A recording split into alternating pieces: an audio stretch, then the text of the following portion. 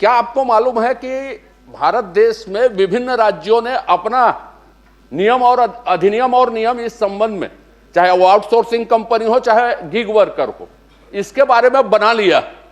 क्या आप अपना नियम अधिनियम और नियम बनाने के बारे में विचार करेंगे क्या?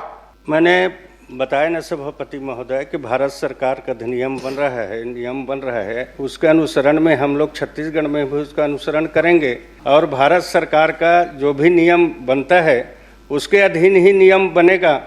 समवर्ती सूची में हम अपने अधिनियम भी बना सकते हैं और यदि केंद्र के अधिनियम आते हैं वो बेहतर होंगे तो आप ही आप वो लागू हो जाएंगे, उसमें तो कोई सवाल ही पैदा नहीं होता नहीं लागू होने का। लेकिन 2020 के नियम के बाद, अभी तक अधिनियम के बाद उसके नियम नहीं बने और जब तक नियम नहीं बनेंगे, उसके निर्देश नहीं बनेंगे, छत्तीसगढ़ के बच्चे ऐसे ही शोषण के शिकार होते रहेंगे। कितनी आउटसोर्सिंग कंपनियां छत्तीसगढ़ में है किसी को नहीं मालूम, कितने गिग वर्कर्स काम कर रहे हैं किसी को नहीं मालूम, उसकी सेवा शर्तें क्या है नहीं मालूम। और चिंता की स्थिति यह है जो गिग वर्कर्स हैं उसका कंपनियों के मुकाबले यह हो रहा है कि हम 10 मिनट में सप्लाई करेंगे।